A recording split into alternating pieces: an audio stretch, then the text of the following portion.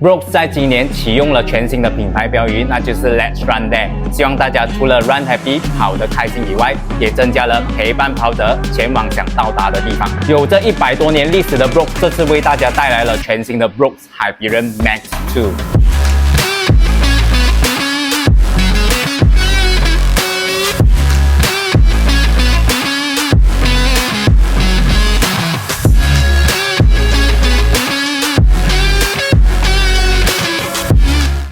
在影片开始之前，事先声明，我手上的 Brooks Hyperion Max 2是 Brooks Malaysia 所提供给我测试使用的，但在影片中所有的心得和感想都是在没有任何外界预设立场之下所制作的。Brooks Hyperion Max 系列主打轻量化和高推进力，第一代推出的时候主打又轻又快，这一次第二代推出，特别针对中底的材质以及比例、厚度都做了全面的调整和改善，让这一双鞋更加稳定，以及缓震效果更加好，让你的日常速度训练和长距离训练都可以用得上它。这次很难不会发现 Brooks 非常高调的把它的品牌字母 Brooks 打印在鞋面上。有些人会喜欢这样的设计，可是有些人会觉得太高调了。对我来说，我本身是非常喜欢这样的设计的。相比以往的鞋子品牌的惯例，都是单调的把 logo 打印在鞋面上而已。像这样打印大大的字母的做法呢，我暂时只有看见 Brooks 和 Puma 有这样的做法。而且当你穿这双鞋子去任何赛事比赛时，大家远远都会看见你鞋子上的牌子。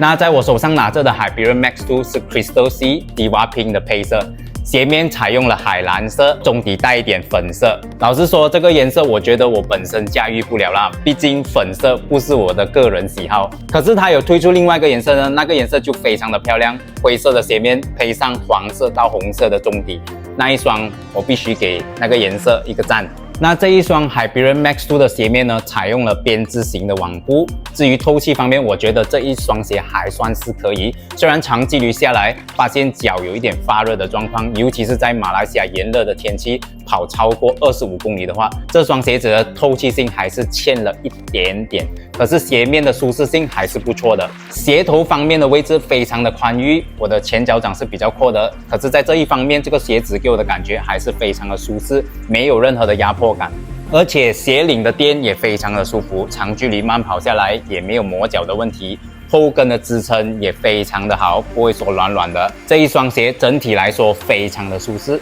要特别说这一双鞋的鞋舌是属于比较薄的，而且弹性非常的好。这样做是为了降低整体的重量，是针对速度训练到长距离的一双鞋子，所以这些小小的细节必须考量在内。而且鞋舌是直接连接到鞋子的中底，所以当你穿戴它的时候，就好像穿上袜子一样，包覆性非常好。当你的跑步速度提升的时候，完全不会有掉跟的问题。值得一提的就是它麻花型的鞋带也是特别的精心设计了一番，目前为止没有遇到任何鞋带脱落的问题，所以这个鞋带非常的好。这一代的 Hyperion Max 2采用了 Hyperion Elite 4一样的 DNA Flash V2 中底。那 DNA Flash V2 采用了碳气，那就是 Nitrogen 注入的科技中底。中底给我第一个的脚感呢，就是标准的韧弹，相较于上一代加强了避震，同时也让速度可以维持得更加的轻松。这一代中底的厚度，后跟是36mm， 前面是30mm。波差6mm， 相比起上一代的 Hyperion Max 1， 后跟是32mm， 前掌是24mm， 加厚了不少，也使得这一双鞋在缓震方面达到不错的效果，适合用于长距离训练。中底也可以吸收脚步对地面的冲击。虽然说 Brooks DNA Flash V2 的中底没有采用市面上高端的 P8 Foam， 而是采用了 Nitrogen 注入的中底，比普通的 EVA 来的轻和弹。那我的鞋码呢是比较大的，是 UK 9.5 或者是 US 10.5， 那这一双鞋单只的重量呢来到了281 gram。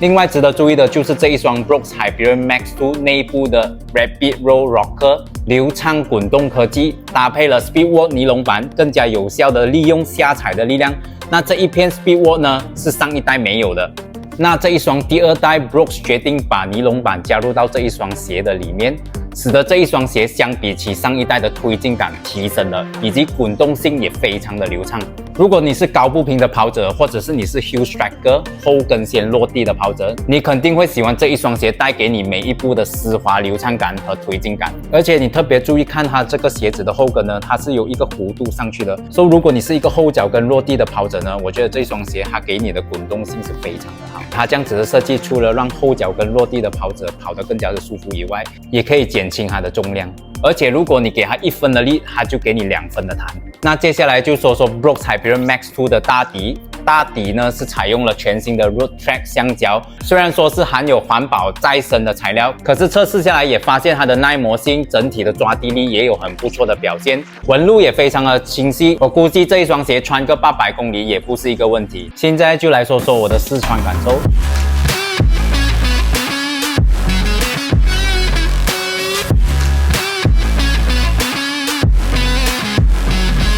这双鞋子我穿过25公里的长距离训练，配速介于530左右，也有试过短距离的训练，像是间歇跑和速度训练。首先，我觉得这一双鞋的中底全面加厚了不少，可以说是非常适合我这个大体重的跑者。那我的重量是70公斤左右，当我在穿戴这一双鞋的时候，可以明显感受到它给你的韧弹，也不会有被踩穿的感觉。特别是当你在提速的时候，这一双鞋的 Rapid Roll Rocker 科技加强了下脚的滚动性，那我的步频也瞬间的被提升起来。如果你是高步频的跑者呢，我觉得你肯定会喜欢这一双鞋子带给你的滚动性和流畅感。可是当我穿这双鞋跑慢过6分半的时候，我觉得它有一点内翻的问题，而且当你越慢，中底给你感觉反而越硬。当你把速度提起来的时候，你才能感受到它给你的回档感。如果相比起其他的竞速跑鞋来说，这一双鞋子的重量呢是属于比较重的，尤其是当你在跑超过25公里、30公里或者全马的时候，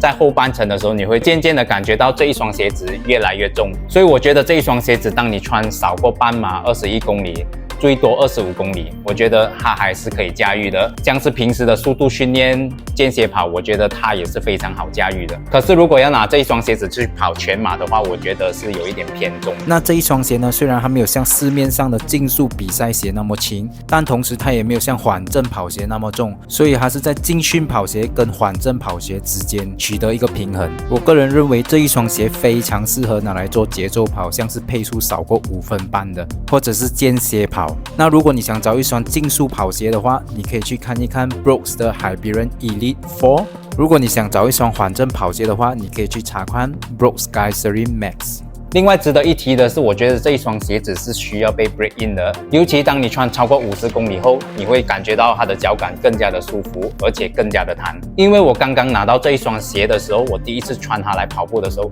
我觉得这一双鞋为什么会觉得它的脚感没有那么好，会比较硬，然后它的鞋舌这边也会有少许的硌脚。可是穿了50公里过后，我觉得它整体的感受会变得更加的舒服，而没有像我第一次穿的那么硬，而且这个鞋舌也非常的舒服。所以整体来说，我觉得这一双鞋你是需要 break in 才穿去比赛。那总结来说，这一双 Brooks Hyperion Max 2呢是一双非常有个性的跑鞋，它适合的场景呢就是速度比较快的长距离训练，或者是速度训练，配速少于6分钟的进阶跑者，那你绝对能够感受到它给你的推进感，而且搭配上它的 Rapid Roll Rocker 和 Speedwalk 的尼龙板，你肯定会喜欢这一双鞋子带给你每一步的丝滑流畅感和推进感。同时，我本身是不会建议配速比较慢的跑者选择这一双鞋，毕竟这一双有板的跑鞋有一定的驾驭门槛，比如说速度必须达到一定的阶段，你才能感受到这一双鞋子带给你的快感。那如果你想体验这一双 Brooks Hyperion Max 2的话，你可以到你邻近的 Brooks Malaysia 分店来到四川。